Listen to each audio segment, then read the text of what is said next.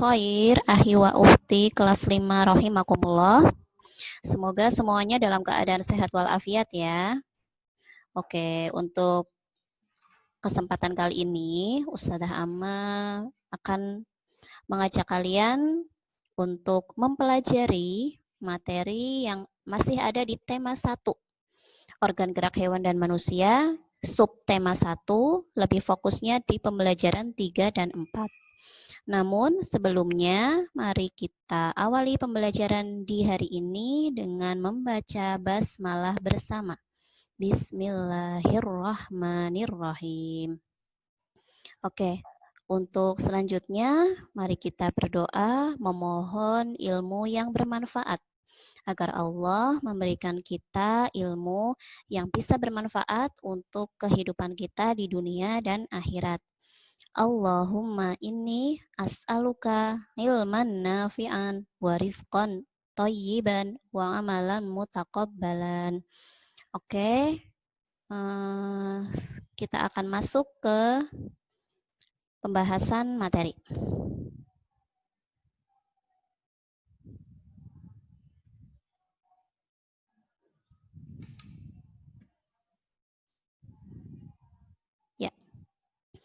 Kita tinggal di Indonesia, ya. Negara kita, negara Republik Indonesia. Seperti yang sudah disampaikan oleh Ustadzah Tanti di video pembelajaran yang lalu, bahwa Indonesia itu memiliki wilayah yang sangat luas, ya, membentang dari Sabang sampai Merauke.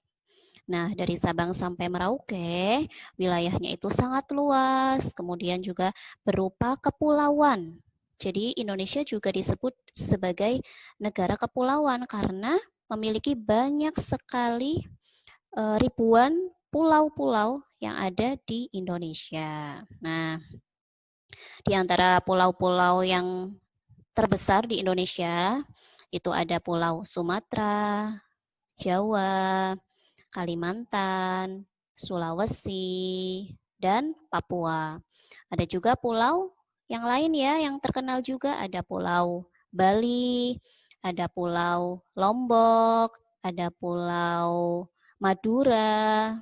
Nah, ada pulau apa lagi? Pulau Komodo dan masih banyak pulau-pulau yang kecil yang lain yang membentang di wilayah Indonesia. Oke. Lalu apa akibatnya?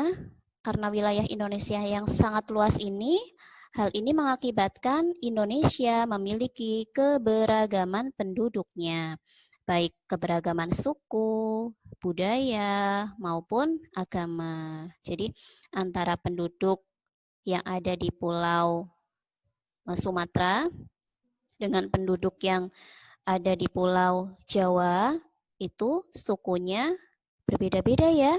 Kalau di Pulau Sumatera ada suku Aceh, ada suku Minang, ada suku Batak, itu di Sumatera Utara. Kalau di Pulau Jawa, penduduknya bersuku apa? Ada suku Jawa, kemudian suku Baduy, ada suku Osing di Banyuwangi, Jawa Timur, dan masih banyak yang lainnya. Ya, itu contoh keberagaman penduduk di Indonesia karena Indonesia memiliki wilayah yang sangat luas.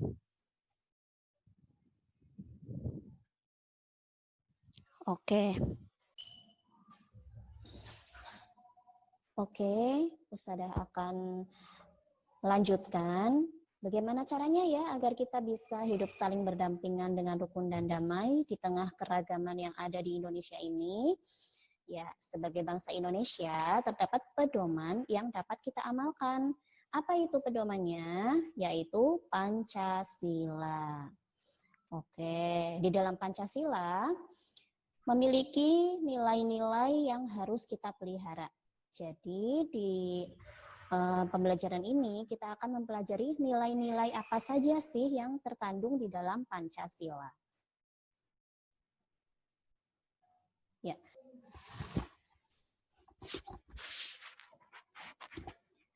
Baik, Ustazah lanjutkan kembali. Bagaimana caranya agar kita bisa hidup saling berdampingan dengan rukun dan damai? Selain kita sebagai penduduk Indonesia, selain kita sebagai bangsa Indonesia, kita juga adalah seorang Muslim. Jadi, kita juga ada pedoman yang diajarkan oleh agama Islam. Apa sih pedoman yang diajarkan oleh Islam agar kita bisa hidup saling berdampingan dengan berbagai macam keragaman yang ada? Tentunya pedoman kita sebagai seorang muslim adalah mengikuti apa yang diperintahkan oleh Allah dan Rasulullah. Seperti apa contohnya? Ya, contohnya ketika Rasulullah Shallallahu Alaihi Wasallam akan menuju masjid, ya, melewati sebuah wilayah. Di sana Rasulullah dihina atau diejek, dicaci maki oleh seorang wanita yang beragama Yahudi. Nah, Rasulullah sebagai utusan Allah, sebagai teladan kita, Rasulullah tidak membalas perbuatan nenek Yahudi tersebut dengan membalas dengan mengejek, membalas dengan mencaci maki. Tidak, tapi Rasulullah mengajarkan kepada kita untuk tetap rukun. Jadi Rasulullah tidak membalasnya, hanya Rasulullah memberikan senyuman, kemudian segera melanjutkan perjalanan. Jadi tetap menjaga kerukunan dan perdamaian. Hingga akhirnya Rasulullah akan ke masjid di hari-hari berikutnya, tidak menjumpai nenek Yahudi tersebut. Ternyata nenek Yahudi tersebut sedang sakit. Kemudian Rasulullah menjenguk dan mengurus nenek tersebut, menyiapkan makanan, menyiapkan minuman. Dan karena itu, karena kerendahan hati Rasulullah, kebaikan hati dan kemuliaan akhlak Rasulullah, maka nenek Yahudi tadi masuk Islam. Alhamdulillah ya. Jadi Rasulullah saat tinggal di Madinah, di sana itu juga beragam suku, beragam agamanya. Namun Rasulullah dan kaum muslimin bisa hidup saling berdampingan dengan rukun dan damai. Jadi ayo kita ikuti apa yang diajarkan Rasulullah ya. Oke.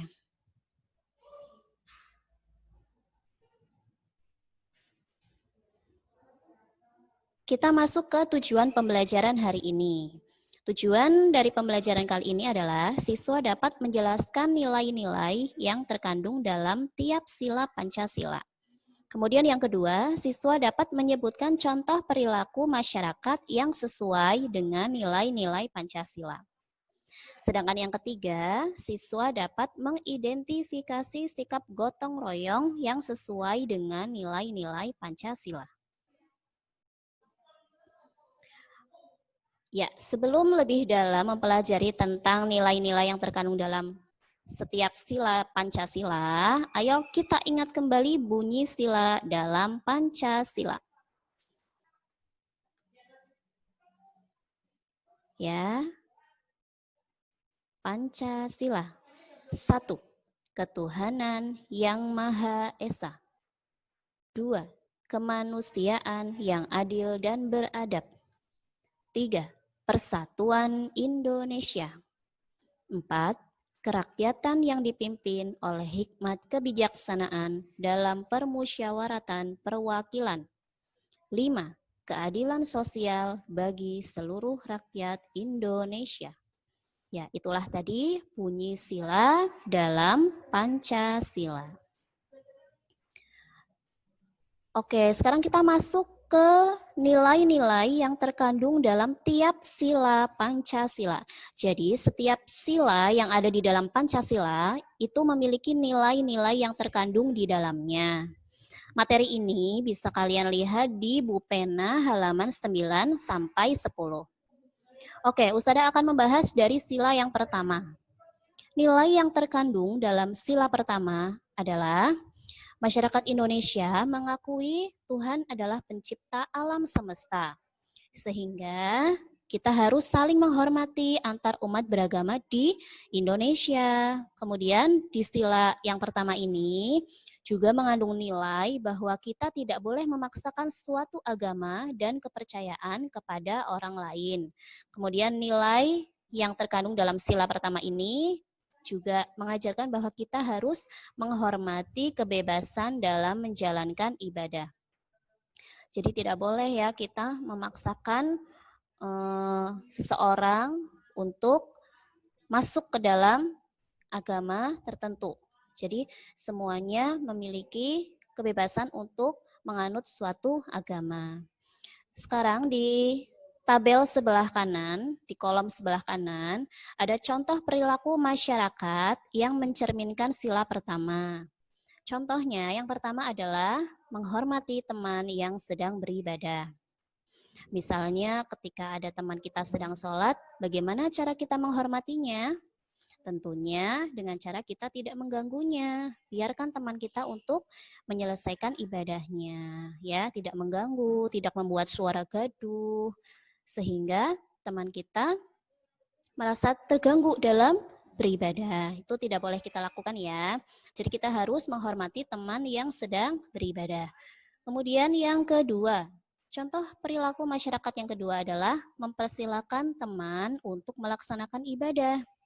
Misalnya sudah waktu sholat, ya kita persilahkan teman kita untuk melaksanakan ibadah.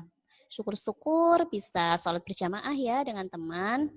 Kemudian contoh yang ketiga, tidak mengejek agama orang lain.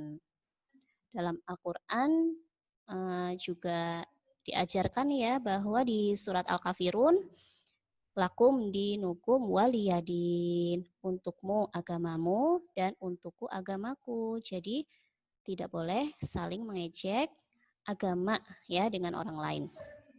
Kemudian contoh yang keempat adalah melaksanakan sholat 5 waktu dan puasa di bulan Ramadan. Ini kewajiban seorang muslim ya, jadi harus dilaksanakan dengan sungguh-sungguh. Kemudian kita masuk ke sila yang kedua.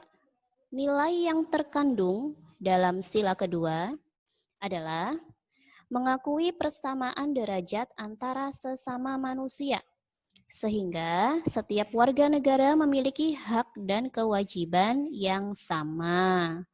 Masih ingat ya bunyi sila kedua tadi? Kemanusiaan yang adil dan beradab.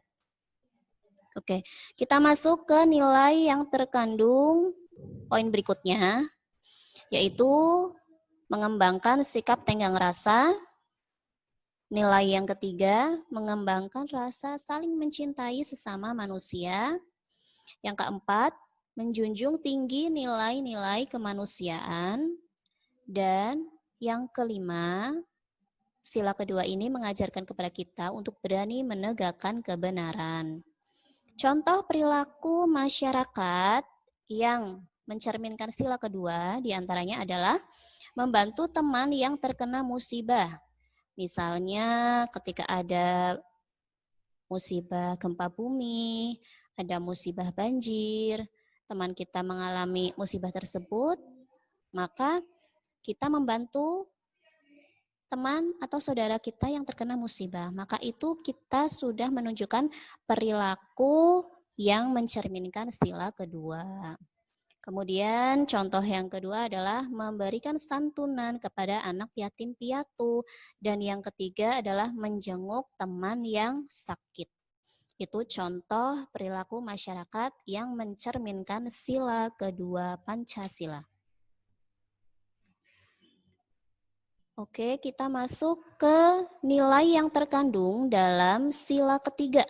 Sila ketiga tadi bunyinya adalah Persatuan Indonesia. Nilai yang terkandung dalam sila ketiga adalah mengajarkan kita untuk menerapkan sikap cinta tanah air, cinta Indonesia.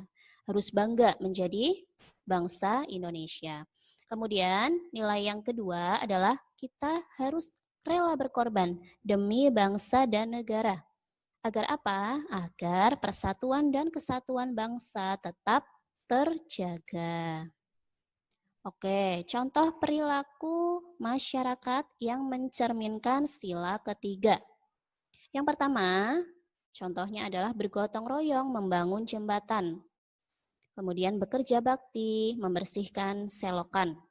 Ketika di lingkungan RT kita ada gotong royong, ada kerja bakti, misalnya membersihkan selokan, di sana kita bersatu ya dengan warga-warga di lingkungan RT kita. Ada yang mungkin beragama Kristen, kita beragama Islam, maka tetap bekerja sama, bergotong royong tanpa membeda-bedakan. Jadi bergotong royong, bekerja bakti, membersihkan selokan agar apa? Lingkungan menjadi bersih, kemudian persatuan dan kesatuan di lingkungan RT tersebut juga tetap terjaga. Kemudian contoh perilaku masyarakat yang mencerminkan sila ketiga, misalnya adalah mencintai dan membeli produk dalam negeri, kemudian mempelajari tarian dari daerah lain. Misalnya kita di sini suku Jawa, tinggal di Pulau Jawa. Mempelajari tari saman yang berasal dari daerah Aceh. Nah, sikap kita itu menunjukkan bahwa kita mengamalkan sila ketiga. Jadi walaupun tariannya berasal dari Aceh, tidak ada salahnya ya kita mempelajarinya agar kesatuan bangsa Indonesia tetap terjaga. Kemudian contoh perilaku masyarakat yang mencerminkan sila ketiga, yaitu tidak mengejek atau menghina suku lain. Kalau kita saling mengejek, maka bangsa ini akan terpecah belah. Tapi kalau kita saling menghormati, tidak mengejek, maka persatuan dan kesatuan tetap terjaga. Oke, kita masuk ke sila yang keempat. Nilai-nilai yang terkandung dalam sila keempat adalah mengutamakan musyawarah untuk mufakat dalam menyelesaikan suatu persoalan bersama. Misalnya di lingkungan rumah Ustazah ada persoalan jembatan desa itu putus karena tergerus oleh arus sungai yang sangat deras. Maka kepala desa mengajak para warga untuk bermusyawarah. Ayo para warga, bagaimana ini persoalan ini, mari kita pecahkan bersama-sama. Kita cari solusi agar jembatan segera bisa digunakan kembali. Bagaimana caranya? Nah, itu merupakan contoh dari nilai yang terkandung dalam sila keempat. Kemudian nilai yang lain yaitu mengutamakan kepentingan umum di atas kepentingan pribadi dan golongan. Kemudian nilai berikutnya, tidak memaksakan kehendak kepada orang lain. Jadi sila keempat ini memiliki nilai-nilai yang intinya kita harus mengutamakan kepentingan umum, ya, mengutamakan kepentingan umum, kepentingan masyarakat. Nah, sekarang contoh perilaku masyarakat yang mencerminkan sila keempat. Di antaranya, mengikuti pemilihan ketua kelas. Tentunya kalian sudah pernah mengikuti kegiatan ini ya di kelas masing-masing. Kemudian contoh yang kedua adalah mengikuti pemilihan ketua RT. Yang ketiga, menggunakan hak pilih dalam pemilu. Yang keempat, mengikuti diskusi kelompok di kelas. Ini juga pernah kalian lakukan ya. Mengikuti diskusi kelompok di kelas itu juga contoh bahwa kalian sudah mengamalkan sila keempat.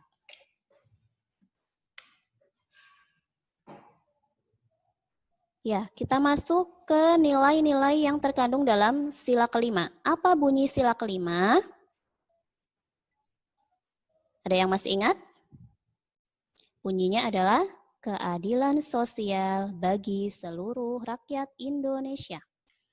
Nah, dari sila kelima ini, apa saja ya nilai-nilai yang terkandung? Oke, yang pertama adalah kita harus menghargai kerja keras orang lain untuk mewujudkan sikap kebersamaan, juga Sila kelima ini mengandung nilai bahwa kita harus bersikap adil terhadap sesama. Contoh perilaku masyarakat yang mencerminkan sila kelima. Di antaranya, gemar menabung, kemudian menghemat uang jajan, menghindarkan diri dari sifat pemborosan, dan mengadili pelanggar hukum sesuai dengan undang-undang. Jadi kalau ada yang melanggar peraturan lalu lintas misalnya, tidak memakai helm, kemudian atau apalagi ya, misalnya pengendara menerobos lampu merah, seharusnya berhenti, tapi malah tetap jalan, maka harus diadili ya, karena itu melanggar peraturan. Namun mengadilinya harus sesuai dengan undang-undang, tidak semaunya sendiri. Jadi harus adil. Oke. Kita lanjut. Di bawah ini ada perilaku yang tidak mencerminkan nilai-nilai Pancasila. Misalnya di sekolah. Di sekolah memilih teman hanya yang kaya saja. Kemudian tidak mau meminjamkan peralatan sekolah kepada teman, padahal kita bawa pulpen lebih dari 2 misalnya. Ada teman yang tidak membawa, kita tidak mau meminjamkan. Kemudian mencontek, berkelahi, tidak mau mengikuti upacara bendera, mengecek teman. Ini adalah contoh-contoh perilaku yang tidak mencerminkan nilai Pancasila. Mudah-mudahan kalian semua tidak ada ya yang memiliki perilaku seperti ini. Kita berlindung diri kepada Allah dari perilaku yang buruk ini ya. Semoga kalian semua menjadi anak yang soleh dan solehah, memiliki akhlak yang baik seperti yang Rasulullah ajarkan. Oke, kemudian ada perilaku yang tidak mencerminkan nilai-nilai Pancasila di rumah. Misalnya, tidak melaksanakan ibadah sesuai dengan agamanya, tidak mau berbagi makanan dengan anggota keluarga yang lain. Oh, ini berarti memiliki sifat yang serakah ini ya, tidak mau berbagi. Punya roti 1, tapi adik mau minta. Lalu harusnya kita bagaimana sikapnya? Tentunya adik diberi ya makanan yang kita miliki, berbagi dengan adik. Agar apa? Agar tetap rukun, tetap tercipta suasana yang nyaman, damai. Kemudian, contoh berikutnya perilaku yang tidak mencerminkan nilai Pancasila di rumah. Misalnya bermalas-malasan, tidak mau membantu orang tua, membantah orang tua, memaksakan kehendak kepada anggota keluarga, dan berbohong. Misalnya maksa, aku mau beli mainan, harus sekarang. Nah, itu berarti perilaku kalian tidak mencerminkan nilai Pancasila. Maka kita harus menghindari perilaku seperti ini ya. Kita harus rajin, harus membantu orang tua, tidak boleh membantah orang tua. Apalagi kita sedang belajar dari rumah ya. Belajarnya di rumah, berarti kesempatan membantu orang tua tentunya sangatlah besar. Kalian birrul walidain, berbakti kepada orang tua, membantu ibu menjemur baju, membantu ayah mengelap motor atau mobil, menjaga adik, Masya Allah, itu contoh perilaku yang sangat baik ya. Selain sesuai dengan nilai Pancasila, itu juga sangat diajarkan, sangat dianjurkan oleh Rasulullah untuk birrul walidain, berbakti kepada orang tua. Oke, selanjutnya, perilaku yang tidak mencerminkan nilai Pancasila di dalam masyarakat. Contohnya, yang pertama adalah tidak mau menjenguk tetangganya yang sakit.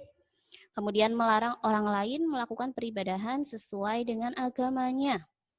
Lalu minum minuman keras, tidak mau mengikuti kegiatan kerja bakti, ronda, dan rapat lingkungan. Kemudian suka pamer kekayaan, suka mencuri, melakukan kekerasan, penganiayaan. Ini adalah perilaku yang harus kita hindari di dalam kehidupan bermasyarakat. Oke. Kita lanjut ke sikap gotong royong sesuai nilai Pancasila. Ada di Bu Pena halaman 15 sampai 16, bisa sambil kalian menyimak buku Bu Pena halaman 15 sampai 16 ya. Pernahkah kamu melakukan kerjasama dengan teman maupun orang lain di sekitarmu? Tentunya kalian semua pernah melakukan kerjasama. Ya, apa sih yang dimaksud dengan kerjasama? Kerjasama adalah suatu bentuk budaya bangsa Indonesia yang sering disebut gotong royong. Oke, mengapa kita harus bergotong royong? Ya, dengan gotong royong, masyarakat memiliki tujuan yang sama untuk mewujudkan kepentingan bersama tanpa mempedulikan perbedaan suku maupun golongan. Jadi dengan bergotong royong, kita bersama-sama ya, tanpa membedakan suku, golongan, kita bekerja sama. Nah, mengapa gotong royong itu sangat penting? Ya, gotong royong merupakan modal terwujudnya masyarakat Indonesia yang harmonis dan sejahtera. Jadi, mari kita sebagai bangsa Indonesia harus memiliki sikap yang sesuai dengan nilai Pancasila. Di antaranya gotong royong ini ya, baik itu gotong royong di rumah, kemudian di sekolah, maupun di lingkungan masyarakat. Agar apa? Agar terwujud masyarakat Indonesia yang harmonis dan sejahtera. Oke, demikian penjelasan pembelajaran untuk hari ini. Nanti untuk tugas kalian mengerjakan di buku Pupena ya. Nanti untuk halamannya akan Usada share di grup WA level 5 ataupun melalui Google Classroom. Ya. Terima kasih anak-anak kelas 5 semuanya. Jazakumullah khairon kasiron. Mohon maaf. Mudah-mudahan kalian semua senantiasa diberi kesehatan, diberikan kemudahan dan kelancaran di dalam menuntut ilmu. Terima kasih ya. Wassalamualaikum warahmatullahi wabarakatuh.